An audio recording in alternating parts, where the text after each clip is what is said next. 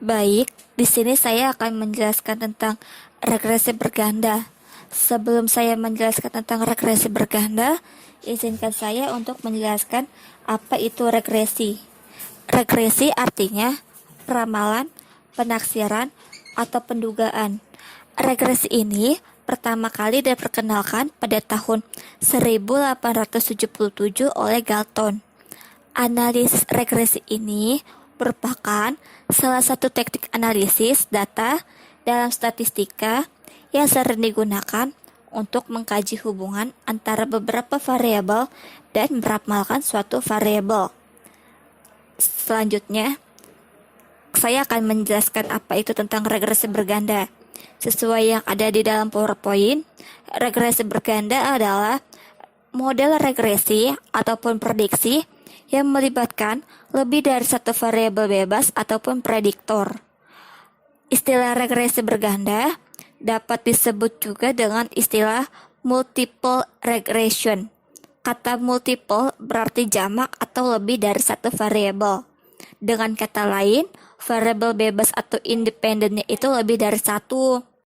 Jenis-jenis regresi berganda yang saya tampilkan di PowerPoint ini hanya satu, yaitu tentang regresi linear berganda. Regresi linear berganda adalah model regresi berganda jika variabel terikatnya itu berskala data interval atau rasio. Dia itu berupa angka tuh ya. Sedangkan variabel bebas pada umumnya itu dia juga tuh dapat data interval ataupun rasio.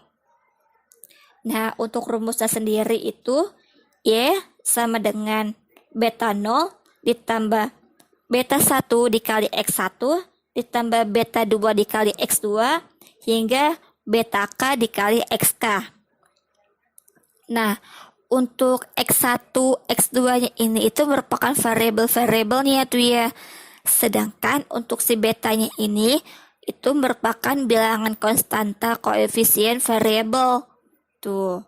Regresi linear berganda adalah regresi di mana variabel terikatnya Y dihubungkan atau dijelaskan lebih dari satu variabel, mungkin 2, 3, dan seterusnya, sesuai dengan variabel bebasnya. Namun masih menunjukkan diagram hubungan yang linear. Selanjutnya itu ada regresi logistik berganda. Regresi logistik berganda di sini merupakan model regresi berganda jika variabel terikatnya adalah data dikotomi. Sedangkan variabel bebasnya itu berganda ini pada umumnya itu juga variabel dikotomi, namun tidak masalah jika dalam skala data interval, rasio maupun ordinal.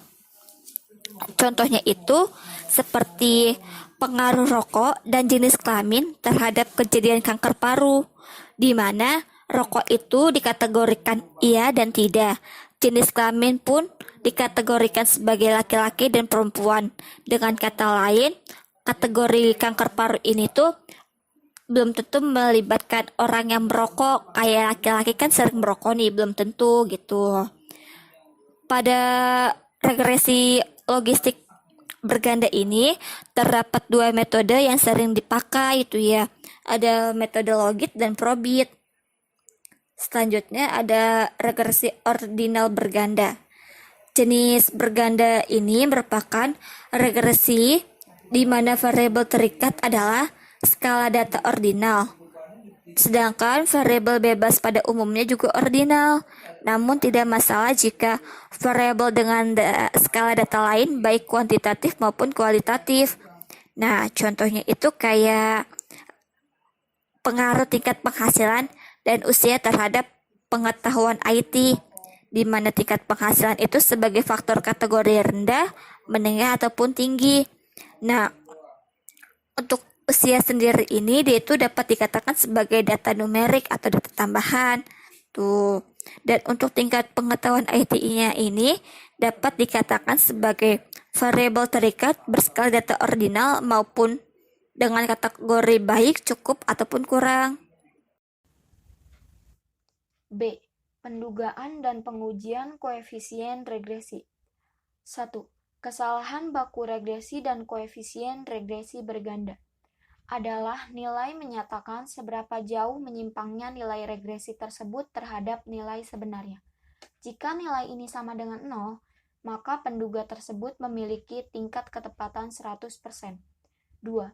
Penduga interval koefisien regresi berganda atau parameter B1 dan B2 disebut sebagai koefisien regresi parsial. Pendugaan parameter B1 dan B2 menggunakan distribusi T dengan derajat bebas. 3. Pengujian hipotesis koefisien regresi berganda atau parameter B1 dan B2. Pengujian hipotesis bagi koefisien regresi berganda atau regresi parsial parameter B1 dan B2 dapat dibedakan menjadi dua bentuk, yaitu pengujian hipotesis serentak dan pengujian hipotesis individual. Pengujian hipotesis individual yaitu merupakan pengujian hipotesis koefisien regresi berganda dengan hanya satu B atau B1 dan B2 yang mempunyai pengaruh Y.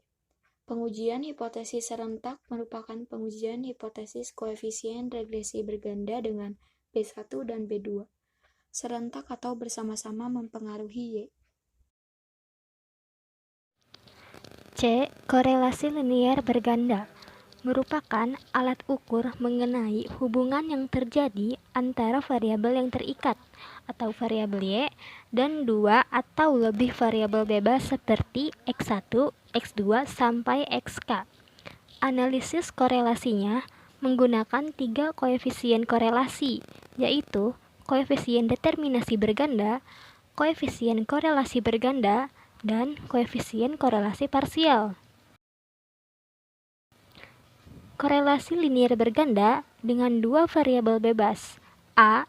Koefisien penentu berganda atau koefisien determinasi berganda yang disimpulkan dengan KPB atau koefisien penentu berganda Y12 atau R kuadrat, merupakan ukuran kesesuaian garis regresi linier berganda terhadap suatu data.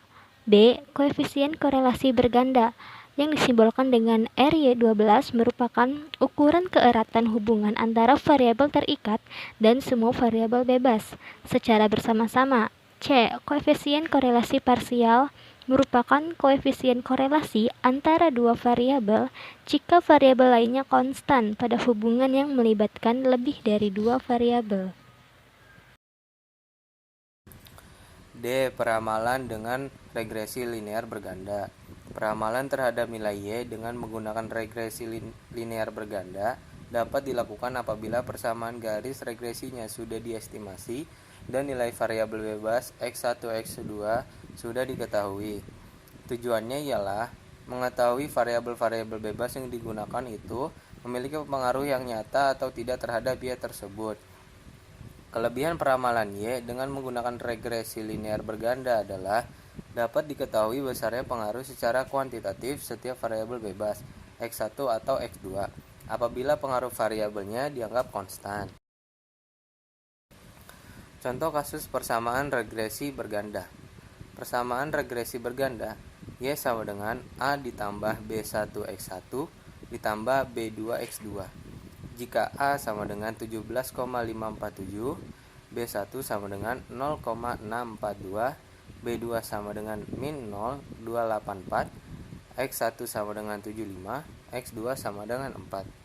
Maka persamaan regresi linear bergandanya menjadi 17,547 ditambah 0,624 dikali 75 dikurang 0,284 dikali 4. Dengan persamaan regresi linear berganda tersebut, nilai X atau nilai statistik mahasiswa dapat diramalkan dengan mengetahui nilai X1 atau nilai intelijensi mahasiswa dan X2 atau frekuensi membolos mahasiswa. Misalkan nilai X1 sama dengan 75 dan X2 sama dengan 4.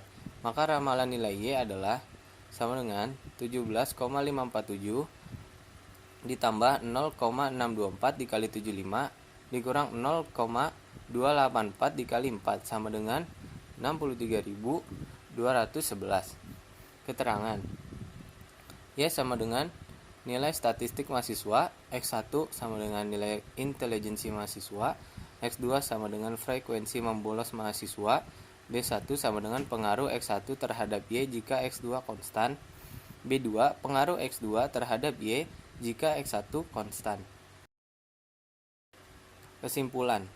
Kesimpulan pertama, regresi nilai berganda terbagi dua, yaitu hubungan linear dari dua variabel dan persamaan regresi linear berganda.